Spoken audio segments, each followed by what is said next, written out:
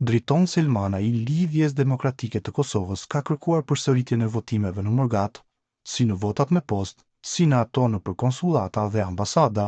Procesi votimit në përfaqësitë diplomatike dhe rezultati i votave të Mërgatës, që kanë votuar përmes postës, kanë nxjerrë në sipërfaqe skema të organizuara për manipulimin masiv të votave brenda subjekteve politike, shkroi Selmanaj.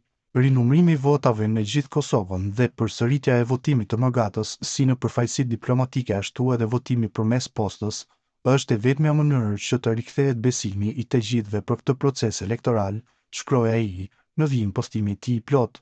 Një proces i rregull zgjedhor është përcaktues për të nxjerrë institucione demokratike.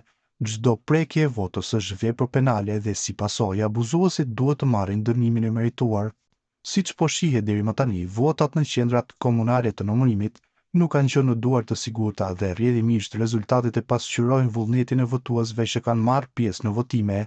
Edhe me keq, situata me votat e Mërgatës, procesi i votimit në përfaqësitë diplomatike dhe rezultati i votave të Mërgatës që kanë votuar përmes postës, kanë nxjerrë në sipërfaqe skema të organizuara për manipulim masiv të votave brenda subjekteve politike.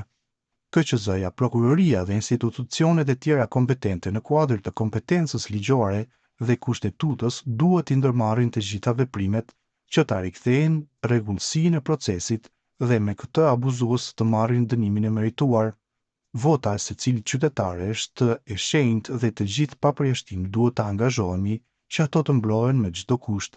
Mbrojtja e rregullsisë së procesit, ku përmes votës shprehet vullneti politik i qytetarëve tanë, është misioni më patriotik që sot mund t'i bëjmë vendit ton.